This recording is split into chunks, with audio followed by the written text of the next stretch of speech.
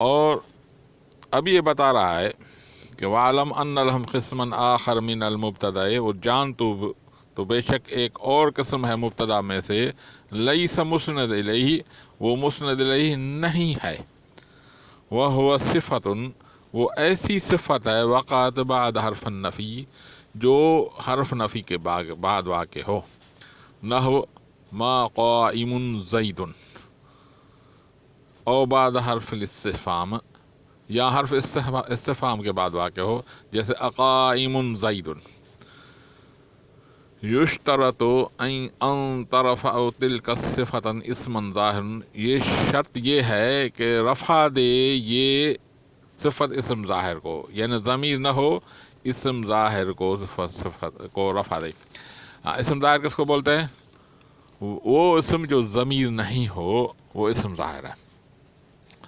اور دوسری میں نے آپ کو بات بتائی تھی کہ حرف فعل کے بعد یا صفت کے بعد اس کا فاعل ہونا ضروری ہے، یعنی فعل آئے گا تو اس کے بعد فاعل بھی ہوگا، اور صفت ہوگی تو اس کے بعد بھی اس کا فاعل ہونا ضروری ہے۔ صفت جیسے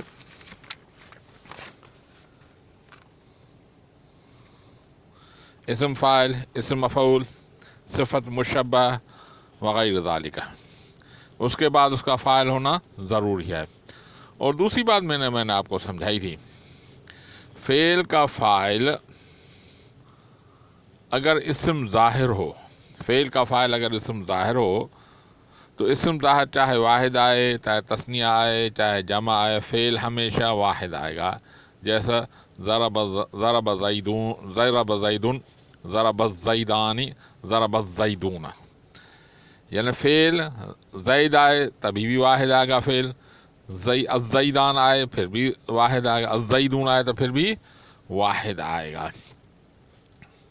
اور دوسری بات میں نے یہ آپ کو بتائی تھی کہ فعل کا فاعل اگر ضمیر ہو، فعل کا فاعل اگر ضمیر ہو تو واحد کے لیے واحد، تثنیہ کے لیے تثنیہ، اور جمع کے لیے جمع آئے گا، جیسے زید ضرب، الزیدان ضربا، الزیدون ضربوا۔ اب زید مبتدا، ضرب فعل، اس میں ہوا ضمیر فاعل جو مرجوع راجع ہوتا ہے زیدن کی طرف۔ اب الزیدان فعل، الزیدان مبتدا، ضربا فعل، اس میں الف ضمیر بارز فاعل جو رجوع ہوتا ہے الزیدان کی طرف۔ تو فعل اپنے فاعل سے مل کر جملہ فعل یا خبرہ ہو کر خبر ہوئی مبتدا الزیدان کی طرف، ٹھیک ہے۔ اسی طرح الزیدون ضربوا، اس میں بھی چونکہ اس کا فاعل، اگر فعل کا فاعل ضمیر ہو تو وہ جمع آئے گا۔ اور دوسری بات، فعل واحد مذکر ہو یا واحد مؤنث ہو، اس کا فاعل ضمیر بھی آ سکتا ہے اور اسم ظاہر بھی آ سکتا ہے۔ فعل کا فاعل، فعل اگر واحد مذکر ہو اور واحد مؤنث ہو تو اس کا فاعل اسم ظاہر بھی آ سکتا ہے، ضمیر بھی آ سکتا ہے۔ اور اگر فعل اس کے علاوہ جتنے بھی 12 صیغے ہیں اس میں اس کا فاعل ہمیشہ ضمیر آئے گا، اسم ظاہر نہیں آئے گا، ٹھیک ہے، بات سمجھ میں آ گئی؟ ہم کر کے دیکھتے ہیں بھائی، فعل کا ضربا کا ہم اسم ظاہر کر کے دیکھیں کہ آیا اس کا اسم ظاہر آ سکتا ہے۔ مثال ضربا الزیدان، ضربا الزیدان لکھیں، ضربا الزیدان، ٹھیک ہے۔ تو اب اس کی ترکیب کر کے دکھائیں، ضربا فعل، اب اس میں اس کے بعد ضمیر ہے مرفوع متصل، اس کا ہے الف ضمیر مرفوع متصل، اور الزیدان بھی اسم ظاہر ہے. اب فعل کا فاعل آپ کون سا بنائیں گے؟ ضمیر مرفوع متصل بنائیں گے یا اسم ظاہر؟ یعنی دو فعل لازم، فعل کے دو فاعل لازم آ رہے ہیں، تو اس لیے یہ صحیح نہیں ہوگا. ٹھیک ہے، اب آتے ہیں سبق کی طرف. وَعْلَمْ أَنَّ لَهُمْ قِسْمًا آخَرَ مِنَ الْمُبْتَدَإِ، اور جان تو بے شک دوسرا قسم ہے مبتدا میں سے، لیس مسند الیہ، جو مسند الیہ نہیں ہے. حالانکہ ہونا یہ چاہیے کہ مسند الیہ ہو، لیکن یہ ایسا ہے کہ وہ مسند الیہ نہیں ہوتا، کیونکہ نحوی حضرات میں کو ایک ایسی ترکیب سامنے آ گئی جو اس کو مسند الیہ نہیں بنا سکتے تھے، اس لیے اس کو مجبوراً اس کو مسند ہی بنانا پڑے گا.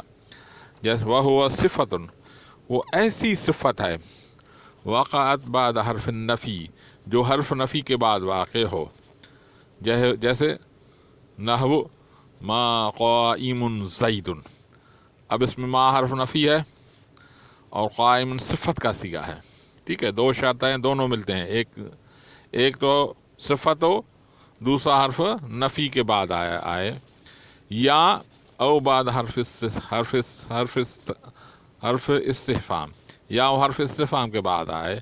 نحو اقائم زید، اقائم زید، بشرط ان ترفع تلک صفت اسما ظاہرا، شرط یہ ہے کہ رفع دے یہ صفت اسم ظاہر کو. تیسری شرط یہ ہے، ایک شرط یہ ہے کہ صفت ہو، دوسری شرط ہے کہ بعد حرف استفہام یا حرف نفی کے بعد آئے، تیسری شرط ہے کہ وہ اسم ظاہر کو رفع دے.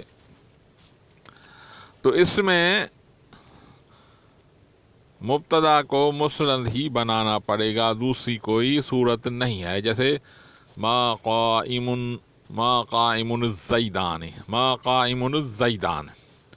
ٹھیک ہے، اس میں تینوں شرط موجود ہیں، حرف نفی بھی ہے، صفت کا صیغہ بھی آ رہا ہے، اور صفت کا صیغہ رفع دے رہا ہے اسم ظاہر کو، الزیدان کو. ٹھیک ہے، اب ہم پہلے تو یہ کوشش کرتے ہیں کہ پہلی صورت ہے کہ مبتدا کو ہم مسند الیہ بنائیں، تو کیا کر سکتے ہیں؟ تو اب یہ ترکیب کیسے کریں گے پہلی صورت میں کہ مبتدا کو ہم مسند الیہ بنائیں؟ اب اس صورت میں ہم قائم کو کریں گے خبر مقدم، الزیدون کا مبتدا مؤخر، اس طریقے سے کریں گے. تو دیکھتے ہیں اس طرح ترکیب بن سکتی ہے یا نہیں بن سکتی. تو اب یہ ہو گیا الزیدون، الزیدان مبتدا مؤخر. اب اس کو کیا چاہیے؟ خبر چاہیے. قائم اسم فاعل، اس میں ہوا ضمیر، اس کا فاعل جس کا رجوع کس طرح وہ کس طرح مرجع ہے، اس کا راجع کس طرح ہے؟ الزیدان کی طرف راجع ہے، کیونکہ زیدان بھائی اسم ضمیر جو غائب کیا اس کو ہمیشہ مرجع چاہیے. ایک بات. دوسری بات یہ کہ راجع اور مرجع میں مطابقت بھی ہونی چاہیے، واحدوں کے لیے واحد، تثنیہ کے لیے تثنیہ، اور جمع کے لیے جمع آنا چاہیے. اب الزیدان جو مبتدا ہم بنا رہے ہیں وہ کیا ہے؟ تثنیہ. وہ کیا ہے؟ تثنیہ. قائم جو ہم قائم اسم فاعل، اس میں ہوا ضمیر فاعل، جو رجوع کس کی طرف کر رہی ہے؟ الزیدان کی. اب ضمیر واحد کی ہے، جس کی طرف رجوع ہو رہا ہے وہ تثنیہ ہے. تو بھائی بات بن رہی ہے نہیں بن رہی ہے؟ ہاں، نہیں بن رہی ہے، کیونکہ راجع اور مرجع میں مطابقت نہیں ہے، تو یہ ہم ترکیب نہیں کر سکتے.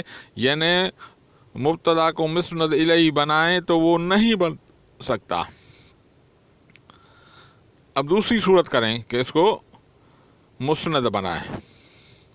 ما حرف نفی، قائم اسم فاعل، الزیدان اس کا فاعل.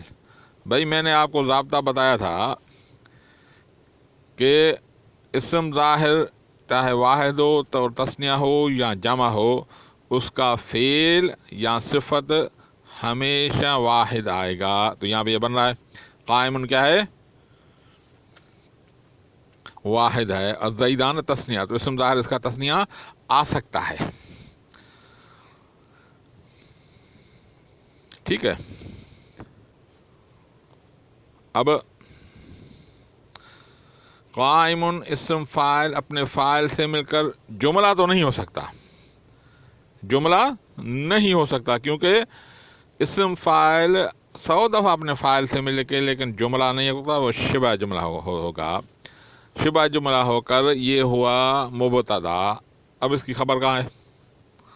इसकी खबर नहीं है, तो हम ये बोलेंगे काइमुन अपने इस्म से मिलकर शिबा जुमला होकर ऐसा मुब्तदा हुआ जिसकी कोई खबर नहीं, जिसकी कोई खबर नहीं है। तो फिर तरकीब यूँ करेंगे, काइमुन इस्म फ़ाइल, अज़्ज़ैदानी उसका फ़ाइल, और कायम मुकाम ख़बर के है।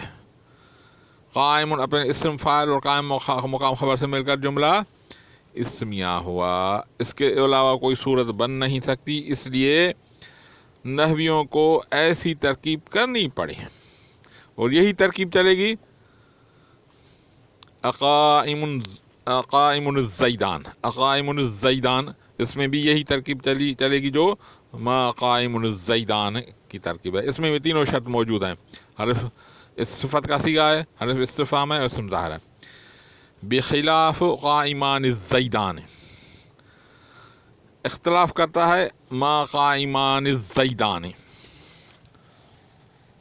तो मा क़ाइमान ज़ैदान ये इस किस्म से नहीं है, यानी ऐसा इस्म जिसकी ऐसा मुब्तदा जो मुस्नद इलैहि न हो, इसमें से नहीं है। भाई इसकी तरकीब करें तो ये इसमें से नहीं होगा। जैसे मा हरफ नफ़ी, क़ाइमानी, हाँ अज़्ज़ैदान को हम बनाए मुब्तदा, अज़्ज़ैदान को भी क्या बनाए मुब्तदा, अज़्ज़ैदानी मुब्तदा, क़ाइमानी इस्म फ़ाइल, उसमें हुमा ज़मीर फ़ाइल जो राज है अज़्ज़ैदान की तरफ।